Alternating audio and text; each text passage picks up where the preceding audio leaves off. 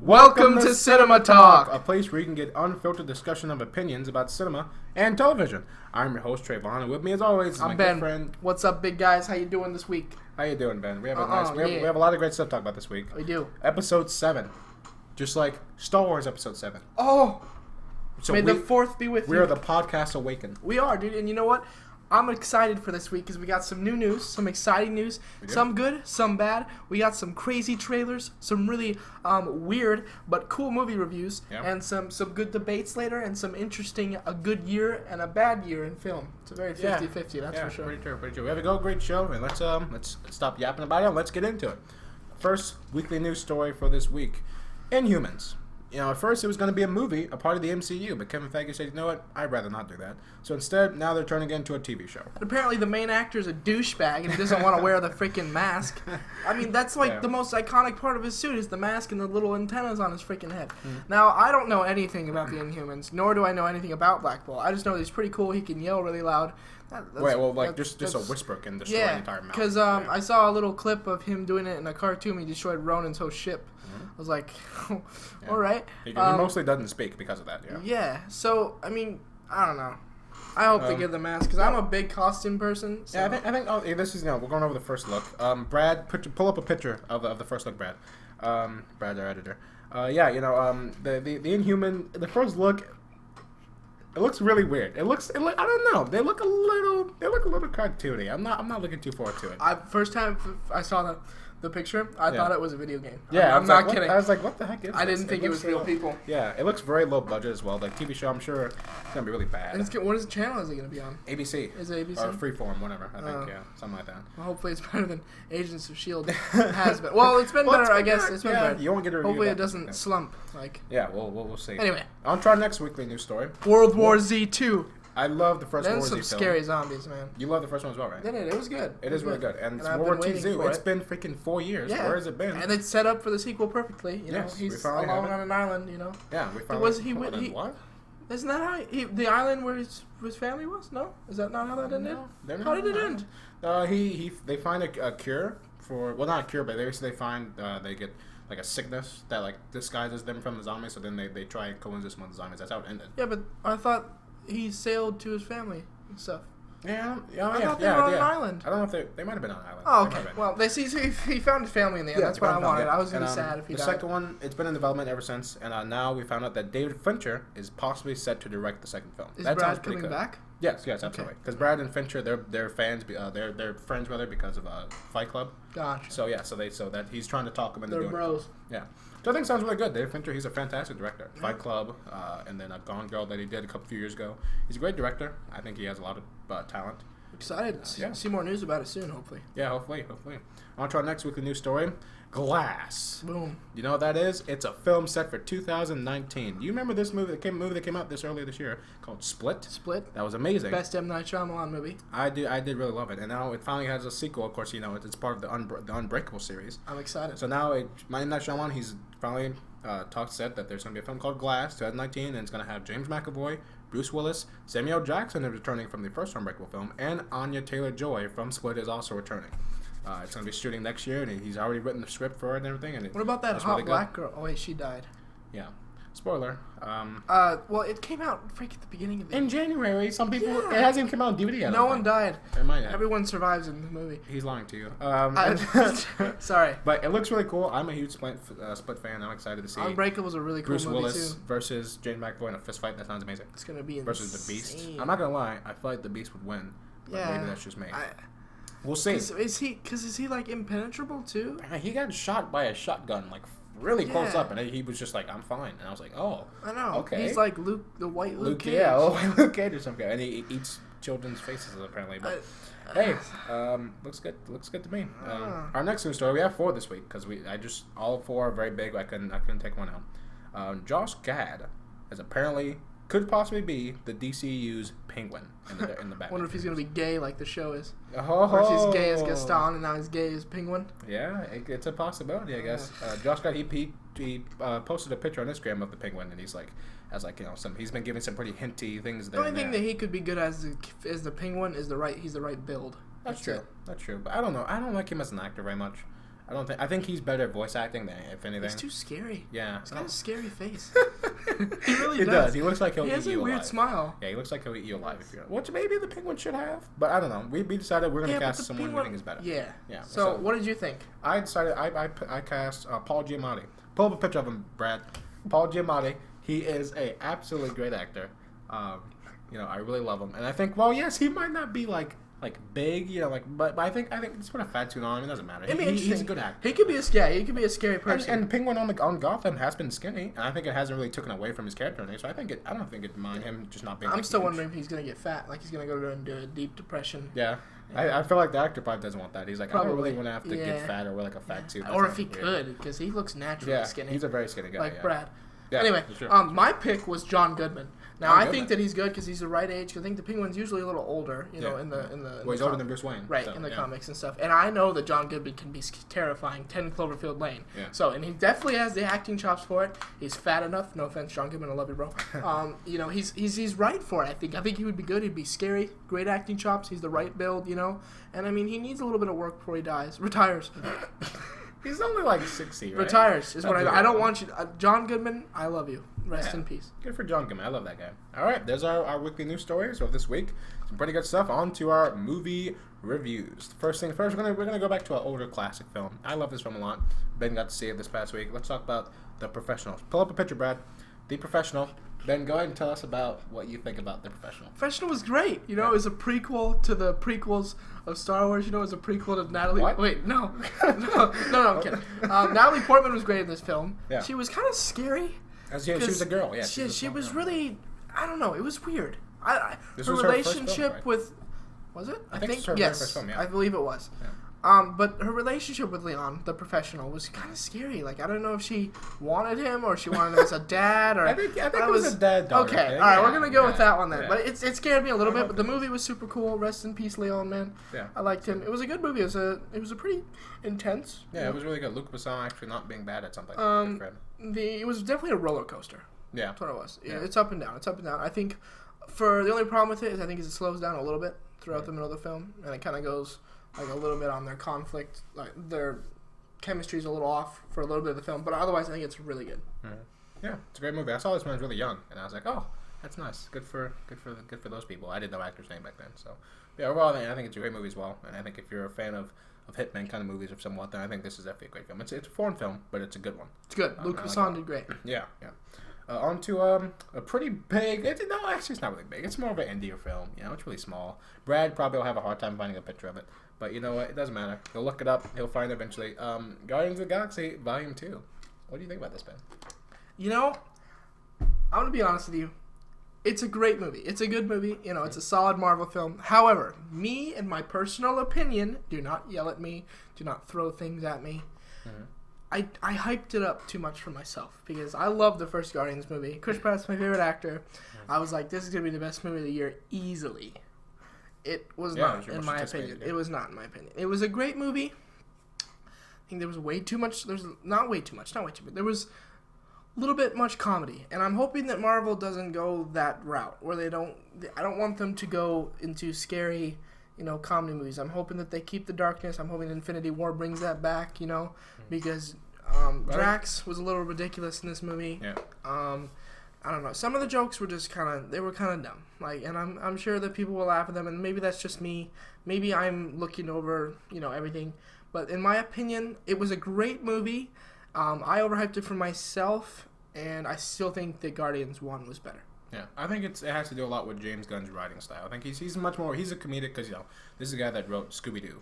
So yeah, he's a very comedic writer, and I think the first film he co-wrote it with someone else, and this film he wrote by himself. So maybe that has something to do with it. Maybe that's why. And what's scary is the storyline in this movie is actually very dark. Mm-hmm. It's very, very dark. And I can't really spoil it because it came out 2 days ago. But also I have not seen it. And yes, he unfortunately did not get to go see it. Right. But I'll wait for it eventually. However, for how happy this movie was, I feel like it took away from how deep and scary the storyline is. Mm-hmm. With his father and stuff. And I think, therefore, Ego was a very good villain. He definitely could have been better. And I think that they rushed. They rushed like his villainy, I guess, would be the word. But one thing I was somewhat disappointed about when I heard about it was that apparently there's not really much of any tease towards Infinity War in this film. No, not at all. Like it doesn't play into the MCU whatsoever. No. Yeah. I was a bit bummed about that. I thought they could have Thanos maybe do something, you know? No, Thanos was not in the movie. That's what I heard. I was like, oh, because James Gunn has said himself he doesn't like the character of Thanos, so he didn't want to use him. Which doesn't make much sense to me, but I was like, well, hey, whatever works for Mr. Gunn, I guess. Good for him. I mean, Marvel loves him. He's gonna do the third film anyway, so I mean, I guess what are you gonna do? It'll probably be like success. Yeah. Oh yeah, because it's already made over 400 million, and it just came out. Friday. Yeah, and it deserves its money. So it's definitely gonna make more than its first one for sure. Yeah. So yeah, go see it. It's a good movie. But yeah. All right, good for it. So a movie that you just recently saw that I saw a while back when it first came out with my buddy. That I'm assuming you were very much not impressed with. I saw Triple X: Return of Xander Cage. Man, Vin Diesel just can't make a movie, can he? He just can't. God, this film was so just dumb. Like it dumbs action films down to such a ridiculous degree. I mean, and you know what? I'm one to say, you know what? Hey, certain films you can just go in there, you just turn your brain off, you get some popcorn, you just have a nice, fun, dumb popcorn movie time. But I couldn't do that with this film because, like, I was just like, you know what? I try. There's no logic. There's just no logic for it. I could not for life make it. Literally, like the first 10 minutes of the first 5 minutes, the whole Samuel Jackson thing. I'm gonna spoil it because do you care? No. He apparently dies. I called it from that scene. I'm like, he's not dead because he's done this in every Triple X film. Samuel Jackson's character dies. Oh wait, no, he comes back at the end because that's is what his character's known for. So like, okay, just in every movie. Keeping with tradition apparently, except for Star Wars. Just keeping with tradition apparently. And then but that whole scene was so stupid. The writing was really dumb, and I was like, "What's even happening?" And then after that, Vin Diesel's first scene, he jumps like 100 feet off of some kind of tower and lands on his legs, and he's just fine. I was like, "What? What? It's 100-foot drop, and he just sticks the landing. He's fine. 100 feet. That doesn't mean anything to him. He doesn't. His legs don't just snap from the fact that that's a really long drop to just okay, whatever. It's Assassin's Creed. Apparently, I guess Michael Fassbender, eat your heart out. I don't understand. I don't know. I didn't like any character in this film. I didn't like the action scenes. It's so bad because you have such an amazing martial artist like Donnie Yen, and almost just as much as amazing martial artist as like Tony Jaa in this film as well. I didn't even know he was in this movie. I was like, what? Tony Jaa's in this as well? That's so bad. These two amazing martial artists, great action stars. If you haven't seen the movie by any of those two, you're wasting your life, all right? Because they're two amazing action stars. They are. Two very amazing action stars. They're in this film and they're wasted so bad. Their action scenes are shot ridiculously. The director of this film doesn't know how to shoot an action scene and save his life. The special effects for a lot of the films are really bad. Like at the end when Vin Diesel runs through the plane, I was like, geez, am I freaking watching Gods of Egypt now? What the heck kind of special effects is that? Like, Ruby Rose is in this, that lesbian from Orange is the New Black. I was like, oh, okay. There's another name to throw in here. Nina, how do you say her last name?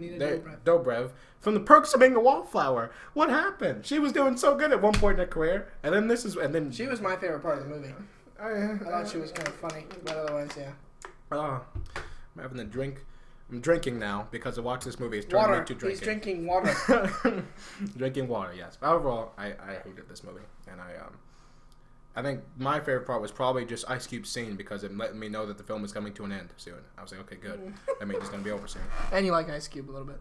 Yeah, I like Ice. He's a good guy. But I was happy to see like the two Triple X's meet for the first time as well. Like, okay, that's someone nice if you like the franchise. I don't. But for those who do, good for them. I know someone, though, because this film was written by like a 12-year-old who like wants to be like a bad A because like there's a scene in the movie where Vin Diesel visits some woman who gives him a really stupid looking fur coat, by the way. I was like, who the heck would wear that?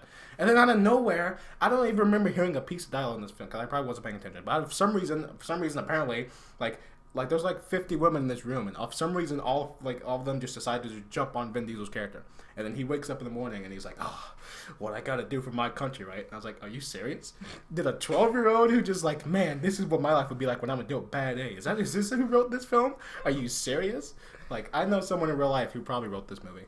And because it has skateboarding, it has lots of women for some reason, and doing really impossible things that defy all laws and physics whatsoever. I know someone who wrote this film, and you know what, to you I say, you're really stupid, but alright. I'm done. Vin Diesel. You're really dumb. I can't. I don't like you very much. I can't take him seriously anymore. But the next movie that is a pretty good classic movie You want to know what it is? Oh, sure. The Last Dragon. Who's the baddest? Show enough. Who's the greatest? Show enough. Who's the finest? Show enough. Darn right. You know what that is? It's from the last. We just said the name of the movie, for God's sake. But come on, The Last Dragon is a cult classic, one of the best karate movies of all time, and it's a black karate movie, so you know I know it. I mean, come on, have you seen me? You haven't? Oh well, if you did, you'd know I'd love it. It's a great movie. Ben, go ahead and tell us about it. It's great. It's great. It's very iconic. You know, it's got that good classic stuff going on. You know, it's got the disco music as well as the. Sorry, scared me. As well as, you know, Sho'nuff, the scary villain, and then you've got the maniacal white person that is apparently, as white people are bad in black movies, but he was really scary. And then they've got that really tall guy that I don't remember his name. His name was Rock. Neither do I. Yeah, I don't know. Yeah. And there was a scary fish in the water that we never got to see. I was kind of disappointed about that. I wanted to see him eat someone. But, other than that, it was a great movie. You know, it's iconic. It's good. Good versus evil. I like Leroy's little brother. Yeah. I thought he was good. It's sad that he didn't go anywhere. No one in that movie went anywhere. Yeah. But it's a great movie. What's what that line the white guy says to his girlfriend when she's like, "I'm leaving and I'm going back to some kind of school," and he's like, "What for?" Oh, what was that? What school did she go to again? Law school or something like that? I don't remember. Traffic school. Yeah. I love that line though. Like, he's just like, "Why?" Right? What? Okay. It's a great film. Yeah. If you haven't seen it, it's really good. Good classic. Go check it out. I like the scene where he watches Bruce Lee. Oh, yeah, yeah. Because somebody's like, he looks so happy. My hero. I know. Yeah. And the woman's just like, come on, let's... She's like, can you stop watching him, please? Right. Pay attention to me. I regret putting this on now. He's like, fine, I'll give you a little bit of attention. But yeah, that'd be me, like with my girlfriend and Captain America. I was like, sorry, babe, Captain America's on TV. Go away now, go away. I'm watching my hero right now. Give me a sandwich. Anyway, so those are our movie reviews. Yes, for the week. Some good movies. No, some bad movies, but overall good stuff. Trailer reviews. Trailers, a lot of good trailers this week. A lot of some bad ones. Scary ones. But a lot of them. Yeah, let's get to the first one.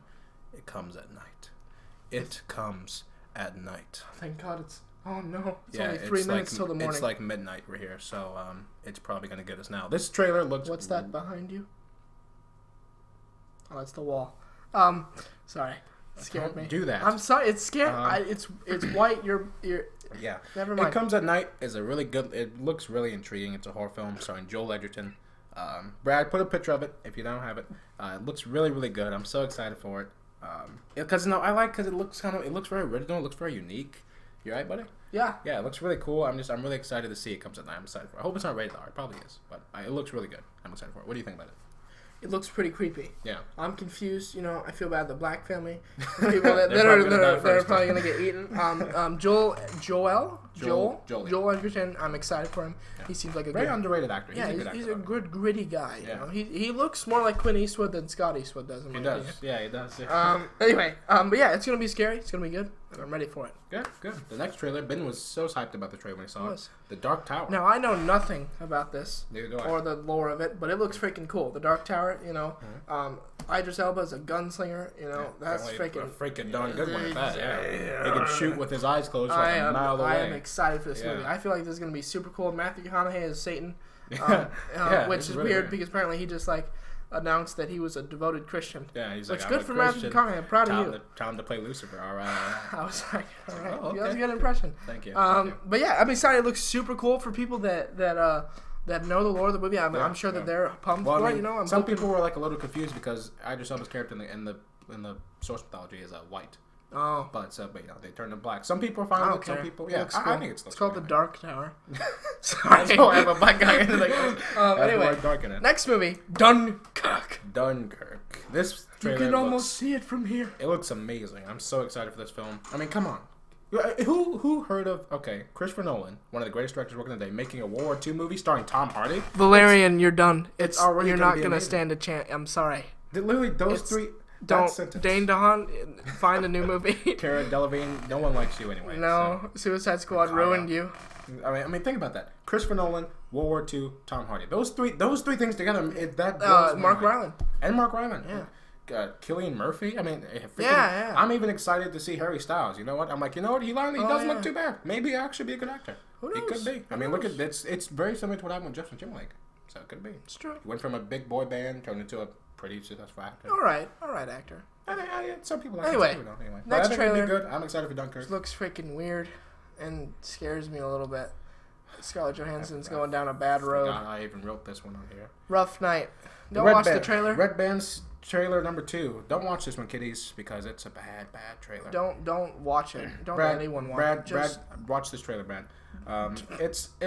It looks so stupid. Come on, Scarlett. You can't tell me that this is what you think. The first scene in the trailer just ruins my image of her. What was the first? The airport scene with the things on her head. It just the nightclub scene looks so weird as well. I was like, I don't think I want to see that. Okay, just imagine 5 white women. Yeah, no diversity.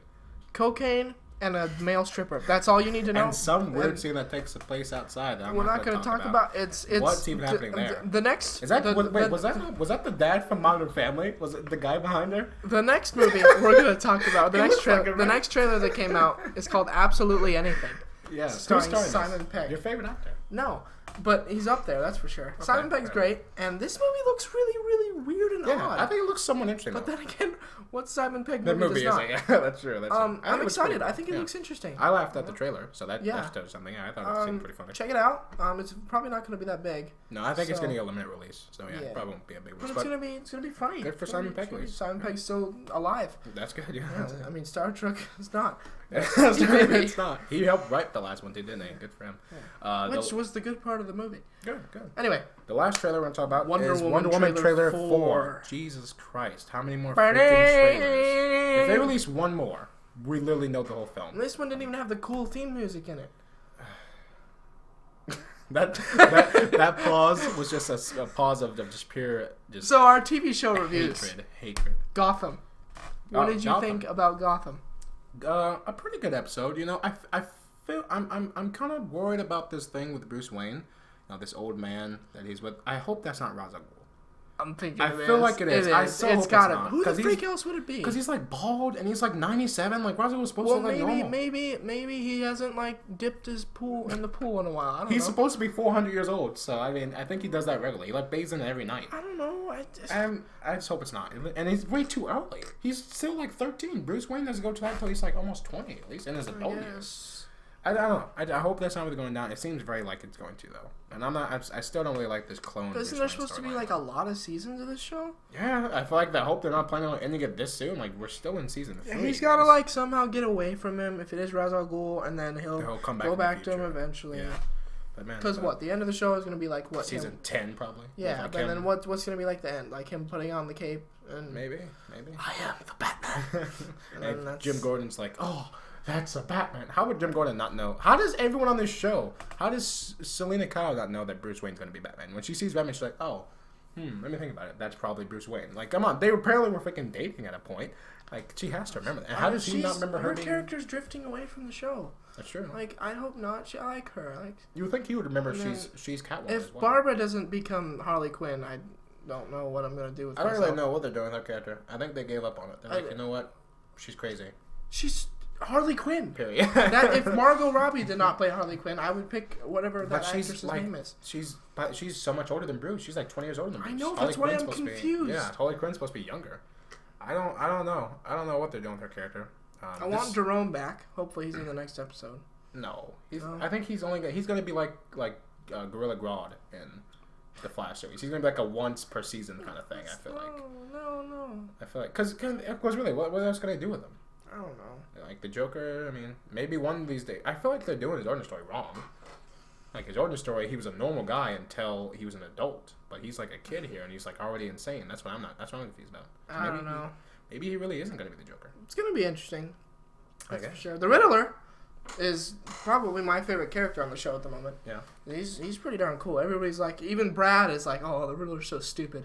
He just asks freaking questions. Wait, who said that? Brad. Brad did? Yeah. Oh, Brad. I'm just like, come on, Brad, the Riddler's kind of cool. Even in Gotham, he gets his green suit. I'm like, that is a fly suit right there. It is. I wish I had that. My favorite color is green. I wish I had that. That was pretty cool. Yeah. But yeah, overall, Penguin and Poison Ivy getting along. Good for them. Yeah.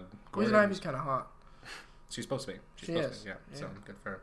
She's a little childish though. Well, I think because she's still a kid at heart. Yeah, that's true. Yeah, because she was she's still only like 11. It's so weird. Yeah. Anyway, The Flash. Pretty darn big reveal. Who is Savitar? It's future Barry Allen. It's Two-Face. Oh, yeah, future. Yeah, sorry. Future Two-Face Allen. Yeah, it's future Barry Allen. Now we both said we figured it'd either be future Barry or future Wally, and it was future Barry. Yeah. We don't know how, because we haven't seen the next episode. Yeah, I'm confused. Why he would want to kill Iris. Yeah, I guess maybe he goes insane in the future. Why doesn't the future Barry that Barry went to not know about this? Yeah, I don't know. I have no idea. I mean, think about this maybe. I was thinking maybe like, because the future Barry that Barry saw when he went into like 2024 or whatever it was, he was like going downhill. So maybe eventually, because he's going downhill, he like goes insane and turns into this Avatar. But Barry went back and he changed it, and now that Barry's happy. So wouldn't that have erased everything? That's what I was thinking. Like maybe that would fix it, but I guess that still doesn't work. I have no idea. We don't know. Maybe he's a Barry from an alternate universe. That makes sense. I'd probably buy that more than him being the future Barry Allen. Maybe like from like a different Earth. Does that make more sense? Well, why kill Iris? Maybe that Barry Allen is an evil. Maybe that Barry Allen is evil, and he's like, I'm gonna kill every Iris on every planet, starting with this planet's Flash or some bullcrap. I guess so. I don't know. We'll see where it goes. It'll make sense in the end. It usually does. Yeah. It was a good episode. Joe West and his storyline was cool with his girlfriend. Yeah, nice. yeah. Celine Dion. Yeah. Just kidding. Arrow, best show of all time. Great episode. I really liked it. I liked the name of the episode. Underneath. Arrow's got some pretty cool names. Episode names. Yeah, that's true. Really, really good episode.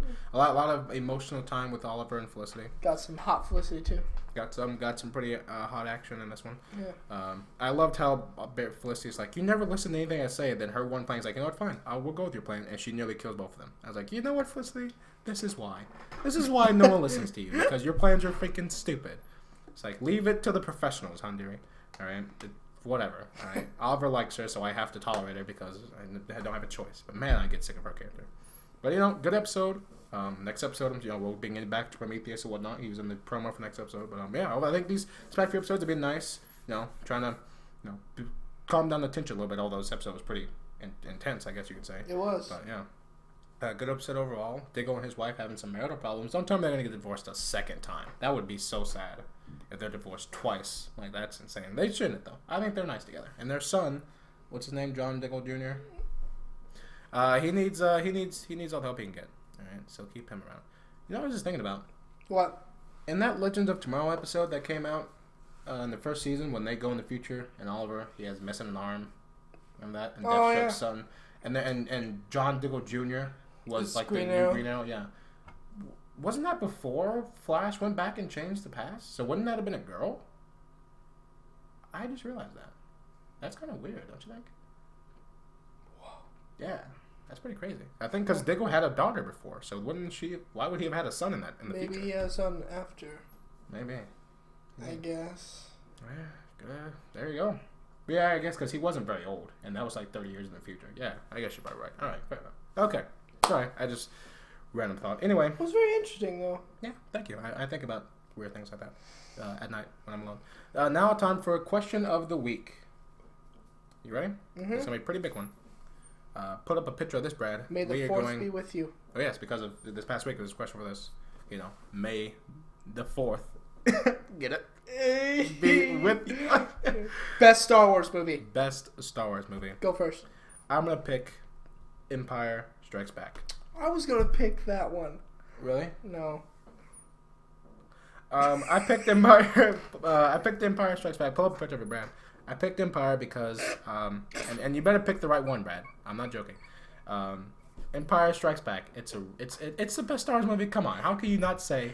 And Brad, wait, hold on, Brad. I want you to pick the nice one, the one where Han is holding Leia down, and then Luke is like, right, you know which one. You pick the right one. All right, I don't want you to pick some weird genetic stuff, Brad. All right, be on game. Empire Strikes Back. It's a really great movie. I love it so much because it just it symbolized everything that we love about Star Wars. I mean, the iconic scene. You killed my father. No, Luke, I'm your father. And he's like, what? No, that's impossible. It's such a great line, great moment. It's such a great, Darth Vader. The whole lightsaber fight's really cool. You know what's cool? I saw a pretty neat fan video on YouTube where they were asking people for the 4th to like impersonate their best and then Mark Hamill would come up and behind them and like surprise them. It was pretty neat. Yeah. Mark Hamill seems like a really fun guy. He probably does a lot of cocaine. And I think his face looks fine. What do you mean? from the accident? The car crash? Yeah, he looks pretty normal. I think he looks horrible. Yeah, same with Dylan O'Brien. I think reconstruction. Yeah. I think they're really good at it. Yeah, He looks scary. exactly the same, apparently. Yeah. I mean, I don't think he aged too horribly either. He looks like a very happy guy. Looks alright. Unless he's like Robin Williams. I think he does a lot of. Rest in peace. That was a dark joke, Ben. Wow. That wasn't a joke. It was. Okay. No, I feel bad now. It's okay. Oh. But Empire, I love it. The training with Yoda, that whole thing is really great. I love that whole sequence. It's such a great memorable movie. I love it so much. But yeah, what's your favorite Star Wars film, Ben? Return of the Jedi. No, Return of the Jedi. Oh. Scary movie. This was. It was the ending to the trip. It has those little scary fur things. I don't know. Ewoks. There you go. They're great. Everybody loves the Ewoks. Really? Yeah. I didn't know that. Do they know? I think Is everyone that hates just them, me? actually. Yeah, I think everyone hates them. But they're so cute. I don't think a lot of people like them. Oh. But it's your favorite movie, so it doesn't Well, matter. anyway, it's a cool movie. Luke has some really freaking cool scenes in this. At the end, I like when all the ghosts, they're really scary. Yeah, and there's telling, Yeah, hey, Luke, he's like, what? he's like, what? See, if I was him, I'd be like, what the? I'd just whip out my license. Anyway, I think it was a very good trilogy ender. It did great. It definitely does competition. Great. There you go. Competition with Revenge of the Sith. I think. And I think that it was a great solid trilogy to the movies. It ended up well. Yeah. It's funny. It's sad that we now see that all that hard work that all them went through in that film apparently meant nothing because Force Awakens just shows that the world's just back to the way it was. Right. So there you go. But yeah, overall good movies. What do you guys think is the best Star Wars film? And if you say Phantom Menace or Attack of the Clones, you're not a true Star Wars fan. On to the debate of the week. Oh boy, here we go. We spent about 5 hours deciding what we were going to debate about this week, and we finally got to something. Because you guys need to comment and tell us what to debate on. Sure, that's true. So we decided because of Christopher Nolan's Dunkirk trailer that was so amazing, we decided to say, hey, let's do a best World War II film of all time. Ben picked Hacksaw Ridge. Last year's Hacksaw Ridge. Hacksaw Ridge is an amazing movie. And I picked Fury. I almost went into my opening argument on accident there. I picked David Ayer's Fury. So, which is also a very amazing movie. Yeah, So I think both these films are good. Good luck to you. For sure. So go ahead and start Brad Pitt's off. great. You go ahead and start. I started last week, so you can go ahead and start. Okay. Hacksaw Ridge. Mel Gibson, bringing back some of his good directing fire. I liked it. I think that Andrew Garfield is probably going to be in the best role of his whole career. And in my opinion, excuse me, Teresa Palmer was amazing as his wife in this movie. I think it brought in the true events of a very big hero, in World War II and the true scary story of Hacksaw Ridge and Okinawa and how if you take this island, you win the war. It was a very true and very emotional story, and someone actually made Vince Vaughn a good actor in a film. He didn't do horrible. He was, a good. And, I'm trying to remember, what was his dad's name in the movie? Shoot. I don't know the actor's name. I'm so sorry. But he was very good. He was very emotional. It was a very emotional roller coaster. It was such a good movie. It actually showed, some great, I'm glad when people can show Christianity in movies and not be afraid of absolutely.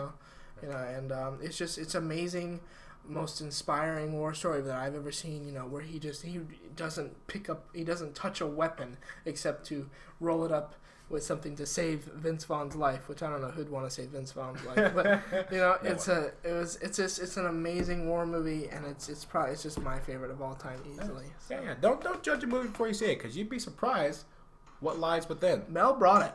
Right. All right, I'm gonna go ahead and talk about Fury. Opening argument. Another movie that has Christianity in it as well. See, you hear this, Brad? Christianity in both of our films. Fury is just such an amazing movie. The cast. Come on, the cast in this film is just absolutely incredible. Brad Pitt should have gotten Oscar nomination for this film. He didn't, but he should have.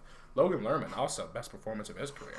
Shia LaBeouf. Who thought that guy actually was good at acting? Apparently he's really great. Michael Pena, even John Bernthal. Back before he really was able to really show how good he was. This is one of the films that really lit him there. Such a great cast for this whole film.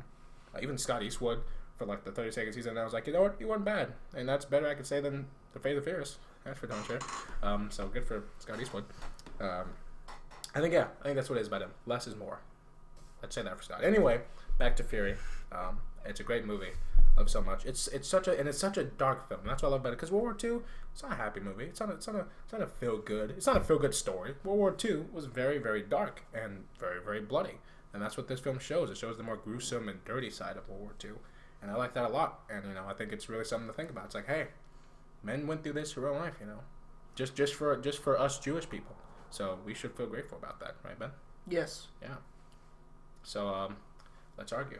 All right. So I agree with what you said. Fury is a great movie. And I think that Hacksaw Ridge also definitely brought that dirty, grimy look, because they were fighting in the trenches, with the Japs, it brought somehow, they did it perfectly with the night battles, how they could see through the fog and stuff like that, and how they had to crawl through the mud and like under machine gun fire just to get close to throw like grenades and stuff. It's, the action just is it's mind blowing. It's, in my opinion, it beat out Saving Private Ryan by a lot. I would agree. I think that it definitely crushed. Like, it shows how I think is one of the best movies that shows what a bullet can actually do to a body, like ripping legs off and stuff. It showed how brutal the Japanese were, how scary they didn't give a darn. They would just shoot, and then they just come and run you over, It was just... It could have been a little more gruesome, though. You think? Well, I mean, because they don't... Mel Gibson, he's done, seeing Passion of the Christ and Apocalypto, he's done some terrible things. And even Braveheart. He has. But I think he could have been a little more. I think what they were aiming for is they were aiming for the more helping side of it, not the scary, because Fury was more of the inspiring movie of the big tough gritty men that were blowing people up, but I think what they were aiming for in Hacksaw Ridge was the smaller guy that wants to help more, and I don't think they wanted to show as much of the blood. They showed enough for what they were aiming for. I think that's something that kind of takes away from movies, that it's so really strapped down because of its premise of this the main character not wanting to pick up a weapon. It really doesn't. You don't get to see a lot of what I think World War II was about, which was, people were forced. Even if they didn't want to, they were forced to do certain things, and they had to do it. And this movie, it's not held down by that set topic. And the last action scene in Fury, where they all are defending the tank for the very last time, such a great action scene. It is. And they all die one at a time, one by one. It's such a tragic thing to see every time.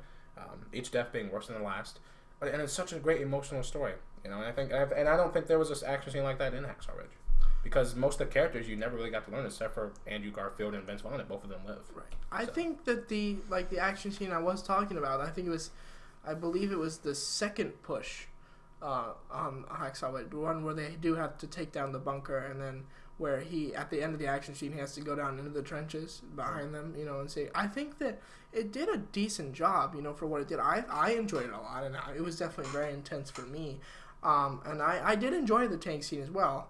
I don't know, I thought that it's also a very different setting as well, because tank warfare and trench warfare is very different, types of battles and stuff. And I think that for each of the types, I think that they both described it very well. I don't know. I think that, like I said, I understand what you think, that it would tie it down enough, but I mean, they were aiming to show, they want to acknowledge this hero and his respect, because it was mainly about his story, and they wanted to make known what happened and stuff. And I think that they did do it well. Mel Gibson did great, and his directing, all the actors did amazing. The writing was amazing. The ending was perfect to me. I didn't have a problem with it all. And then even I think it was great that after the movie they showed parts from the real actor, or the real guy, the real man and stuff. So yeah, that's my final. I just think it was a better and more inspiring movie, in the end. So it's my final argument. Fair enough. I'll close out. I'll say, I do agree that it is the more inspiring film. But the reason why I like Fury so much is that I think, and Brad might get mad at me for saying this, but I think I like Fury more because I think that it wasn't inspiring. It just showed how uninspiring really war truly is. And I think that's what Fury showed. It showed that, hey, these guys had lives at home. They had family members, but they'll never see them again because now they're dead. And that's what happened to thousands, if not millions of people in World War II. Yeah, so it's like, I liked it because I think I don't like, and there's nothing wrong with being an inspiring film. That's, I'm not saying films shouldn't be, but I think for this said event, I don't think it was very inspiring to watching so many people die, and I don't think it had a happy ending. Just like I don't think World War II, the good guys won in the end, but I think Logan Lerman's character at the end of Fury really represents America as a whole, as how scarred he was by what he had saw. And he's like, yeah, I'm alive, but at what cost? How many people did I see die in front of me? It doesn't make up for it. And I think that's what Fury paints such a great picture of. David Ayer, he's such a great director overall, and the whole cast once again. So yeah, I just think that I liked it being less heartfelt, I guess you could say. But overall, yeah, both good movies. Yeah, I think both movies were really good, and I'm proud of it overall. So yeah, good job, all. But yeah, there we go. Our debate of the week. Yeah. See, we didn't. No one hurt each other this week. We did good this week. Yeah, because we respected each other's movie. That's true. I can't. It's hard to say anything bad against Hats Hard. That's true. Right. All right, now we're gonna do 2013 in film. That's the year we're picking for our open segment this week. 2013 in film. Pretty good year. A lot of bad movies though, I will admit, but some also really good films. This was hard for me. I had like 10 on each list, and I had to get it down to 5, with a few honorable mentions, of course, because I'm me. Benny also he decided to go with only 3 of each because he's up. There was too many. Yeah. I would have gone. Gone overboard. That's true. Fair enough. So we're gonna start with our worst, and I'm gonna name for my worst my 2 honorable mentions, and then we'll get into the overall list. So for the worst list, my 2 honorable mentions are The Host. If you know what that is, then I'm sorry. And Texas Chainsaw Massacre 3D. Man, what Rip Alexandra Daddario. She went on to do better things. San Andreas, but Baywatch. And Baywatch. I'm sure. True Detective. Overall, good for somebody. I think. I don't know. I think Jeremy Jahns has a quote about that film. I won't say it here because Brad will get mad at me. But there's a quote that Jeremy Jahns, the reviewer, said about this film that I love. And if you know it, you know why I love it. All right. On to our worst list. So should I go ahead and start? Since I have the most, I guess. Be my guess. All right. Number 5 would be The Lone Ranger. You know what? I'll take away the fact that the action is bad, the acting is bad, the writing is bad, the direction is really weird, the camera setting is really weird in a lot of scenes. I'll take away all that. But why would you cast a white or Australian guy to play a Native American? As a half Native American myself, somewhat offensive and does not make any sense. There's plenty of Native American actors. You can cast the guy who played Jaguar Paw in Apocalypto. He could have been freaking the Lone Ranger. Why not? That would have been fine, right? Yeah, because he's Native American and he's a dancer. He loves to dance in real life. Good for him. Be the Lone Ranger. But no, we cast Johnny Depp because Johnny Depp loves to put on blackface. I know this wasn't blackface, but it was pretty close to it if you think about it. He's playing a Native American, which is really... I can see why no one went to see this film, but it bothers me. But whatever, it's fine. Armie Hammer, his career didn't completely die from this, I guess. Well, to be fair, it never really got started, but it's fine. Good for him. Ben, go right ahead. My number 3. Movie 43. Oh. I don't really want to talk about this movie because I know that you're going to. And I agree with everything he says and more, and I'm gonna vomit. So just go ahead. I'm gonna rip that movie a new one. So I'll get to it eventually. All right. I'm so sorry, Chris Pratt. You're such a good person. See, when you first said you love Chris Pratt, and you asked, he showed me that, and this is why. I almost committed Sudoku. Almost. Very close. All right. I'm looking forward to seeing Brad look up that movie. On to my next film. Brad, don't look up this one, Brad. Don't pull a picture of this one up. Scary Movie 5. Because I don't even want this picture to be on our podcast. I don't want a picture of this film. They should have stopped at 1. You know what? 1's not even that good. But I could say, you know what? It was funny for the most part. Just leave it there. Let it be that. But we had to have 4 awful, terrible sequels. And this one was... And you know why this one was the worst? Because it was PG-13. If you're going to do a scary movie, you have to do it, at least do it right, and it has to be rated R. It has to be, because a film like this can't be PG-13. You cannot have an inappropriate comedy parody of horror films and have it be PG-13, because it's just going to turn out awful. You know what's funny, though, that makes me laugh? Is that there's that many bad horror movies that you can make fun of. There's that many horror movies that you can make fun of. But you have 5 2-hour movies of parodies. And to be fair, most of the films that make fun of are a lot better than the film itself. That's true. Yeah. That's true. Like this, the 5th film, it made fun of I think The Conjuring or something like that, or Paranormal Activity, which first point out to me is actually a really good movie. This movie's not. But yeah, overall, it hurt. Ashley Tisdale from High School Musical is the main character in this film. And that's the funniest thing about this whole movie. That's the biggest laugh I got watching it. I was like, wow, her career went to crap, didn't it? Good for her. But, yeah, that's the end of that. Go ahead, Ben. What's your number 2? My number 2 is... Are you ready? Mm-hmm. This Is the End. Oh. Now, I'm sorry. Oh. I don't like this movie. Oh. I think it's very, very dumb. I don't like the comedy in it. I'm sorry. I know it hurts. You like this movie a lot. Me and myself as a person did not enjoy it at all. I think it was it's just bad. Like, it was very disrespectful to the Christian faith in that. And then the end... Brad would disagree. He would not. The end is really, really bad. I don't really want to talk about it. And I know that it's probably on your best list, which I'm gonna be happy for you to talk about. Right. But I do not prefer this movie. I respect Trayvon that he likes it, and I hope he respects me that I don't. But, yeah, I understand. But I don't know. It's got all those bad comedy actors in it. But they're all really good in the movie. That's fine. It's all right. Not my number 2. Fair enough. My number 3. I'm gonna do my number 3 and number 2, and then we'll beat the number 1. So my number 3 is G.I. Joe Retaliation. Enough said. My number 2 is... Don't look this film up, Brad, because I actually like you, and I don't want you to have to suffer through this. Inappropriate Comedy is the name of this film. It's directed by the guy who used to sell those orange towels that could suck up anything. Remember him? No. He was really scary. He's like, you buy this towel, it can suck up anything in your kitchen. If you spill a piece of water, bam, sucks it up. You spill some lotion, bam, sucks it up. You spill some kid blood, bam, sucks it up. Anything.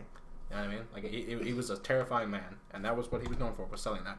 Someone told him, hey, you want $1 million? Go write and direct a movie starring a bunch of respected actors, including Adrian Brody, Michelle Rodriguez, and Paul Giamatti. I've never heard of this movie. It is awful. It's so unwatchable. There's only one good thing about it, and I don't even want to say that out loud because I'll probably get my house stoned for it. So I'm not. But there's only it's like a segment film. Like, there's a bunch of segments of returning things. One of them is a little funny, only because I like racial humor. But it's a little funny. But overall, whatever. The point is the film itself. Adrian Brody, God, he plays like a gay version of... It's like a lot like Movie 43. It is. It's like a ripoff, basically. Gay version of what? Adrian Brody plays a gay version of Dirty Harry in this film called Filthy Harry. And he's like, it's fine. It's fine. I'll tell you a line in the film he says later. I don't want to say it on here, but yeah, it's so bad. I'm sorry, Adrian. I liked you a lot. The Pianist. Why? Go ahead and say your number 1, buddy. My number 1 is A Good Day to Die Hard. Ooh. Bruce Willis. Why do you? Why you ruin? Oh. Man, that's a shame. I'm sorry about that, Ben. Sorry. It's so bad. You know, can't. John Courtney's in it, right? That doesn't help it. Captain Boomerang is in freaking Adire. Oh, I can't. Sorry. No. Sorry. All right. I'll talk about number 1. Movie 43. Why? It's my least favorite movie of 2013. Hugh Jackman, Kate Winslet, Emma Stone, Gerard Butler, Chris Pratt, and his wife Anna Faris. No. The Halle Berry. I think I said I might have. How? Freaking Chloe Grace Moretz when she was actually like really popular at one point. It's Seth MacFarlane. Seth MacFarlane is in this movie. What? Dennis Quaid? Common? Yeah, Brad. You remember Common, Brad? Not the white guy you showed last week. The actual Common, who is an African American, by the way. Common is in this movie. So our number 3 best movies of 2013. How? Kate Winslet is an Oscar-nominated actress. Why would she be in this movie? Why would Hugh Jackman have to be in this movie? He's an Oscar winner. And have a scrotum on his neck. What is his manager thinking? His manager said Hugh Jackman be in this movie. Chris Pratt, he was doing fine on TV. He didn't need this film. Someone said, hey, buddy, you want to get in the movies? Go be in this film. It's really good. He's like, oh, okay. Can I read the script? Like, no, don't read the script at all. They'll just tell you lines right before you say it. Just do it. He's like, oh, okay. And then afterwards, he's like, honey, I think maybe we shouldn't have been in this. So our number threes. Holly Berry, Oscar-winning actress, Oscar-winning. Number 3 of the good list of 2013 to help cheer us up a little bit is stop crying. Our number 3, or my number 3, is The Wolf of Wall Street. Now, that's a good movie. This is a good movie, not for people under 18. No, they can watch it. It's fine. Teaches them about business. Okay, this film is educational. Leonardo DiCaprio was robbed of his Oscar. He was. Margot Robbie was amazing in this movie. Oh yeah, never mind. Kids don't watch it. Never mind. For more reasons than one, people under 18 should not watch this movie. Maybe if you're really risky. Maybe if you're like a daring teenager, but like, if you're people under 18 should not watch this movie. Okay, well, but it is a very good. Okay, how about this, Brad? Do you think people under 18 should watch this? Brad, tell us, Brad. No, God! No, God, please, no! No! No! No! Brad will tell us if he thinks people under 18 should watch What this. is your number 3? Well, I or your number 7? Yeah, I have to name my 3 honorable mentions. I have 3 for this list. Go ahead. I have Insidious Chapter 2. Great film. I have Don John. That's right, Brad. It's on here. And I also have a great movie, This Is the End, which I love a lot. And I guarantee you Brad would love this film if he saw it. Right, Brad? Yes. That's fine. On to my 5th favorite film of the year is Her. I like this film a lot. Scarlett Johansson, Chris Pratt, Joaquin Phoenix. It's such a great movie. I love this film so much. If you haven't, that guy has such a cool name. Joaquin. Phoenix. Yeah. Joaquin. Olivia Wilde as well. Joaquin. Sorry. Sorry. She'll do that the rest of the podcast. But it's really good. I love this movie a lot. It's so emotional. Amy Adams, I almost forgot she was in this. It has a great cast. I love it. It's a great movie. Great movie. Go ahead, Ben. What's my number movie? 2 is a very spooky movie. Yeah. Spooky, scary skeletons. Called. Don't ever say that again. Don't ever say that again. It's called The Conjuring. Now, Brad, we should warn you now that apparently looking at a picture of this film will haunt your house. So do not do make sure you look behind you while you're looking it up. Yeah. So that make sure that nothing's. You're number 2 or 4, 7. I don't know. Yeah. Did you tell Brad about what happens? What happened when you saw it? Like priest had. Your number. Your number people 5. For, 4. So. Captain. Wait, that's the wrong one. 12. God dang it. Sorry, I'm a little intoxicated. 12 Years a Slave. 12 Years a Slave. Yeah, you love that movie. I love this movie. I enjoyed it too. This was like my great ancestor, Solomon North. Chiwetel Ejiofor. Yeah, that. But this movie, it's so great. Him, Chiwetel Ejiofor, Lupita Nyong'o, this movie that really introduced her as well.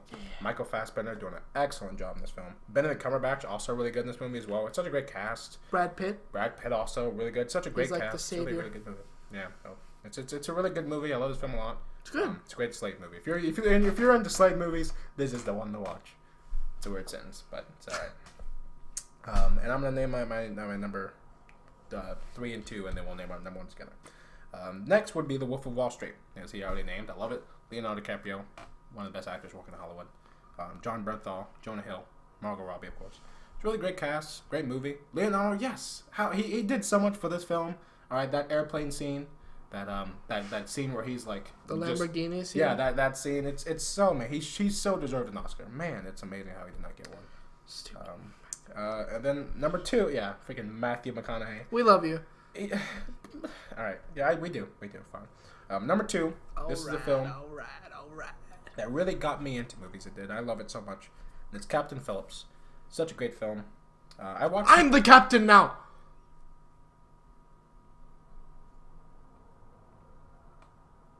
I'm sorry. It's fine. Tell me your number 1.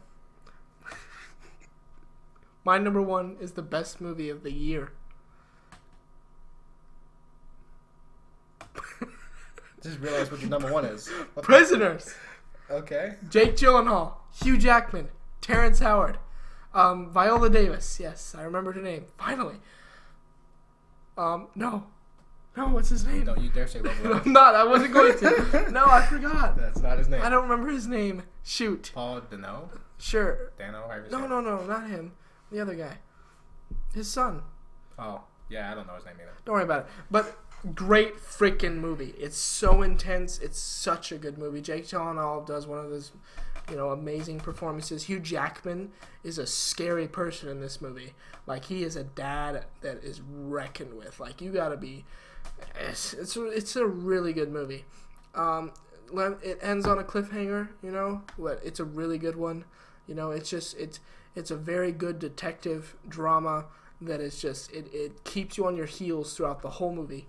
Second 1 to second 500, whatever. It's amazing, and watch it now. All right. My favorite movie of the year is The Hobbit and the Desolation of Smaug. Man, do I love this film. Brad, I know you agree with me. It's such an amazing film. It really was. It was a masterpiece. Martin Freeman did such a great job as whatever his character's name is. Benedict Cumberbatch. Benedict Cumberbatch as Smaug. Absolutely incredible. I think Orlando Bloom was probably in this or something. Gandalf, I'm sure, was in it as well. Ian McKellen. Such a great job as Gandalf in this film.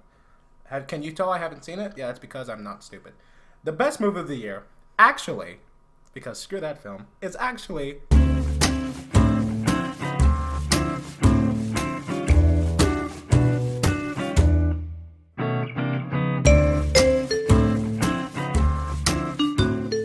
Prisoners. What my upgrade Ben, we both love this. Did you guys know this is my top 10? He introduced me to this movie, and I cried. Yes, it's a great film. Jake Gyllenhaal has the best hair I've ever seen on a man in my entire life in this movie. It's so good, so good. I wish I had hair like that.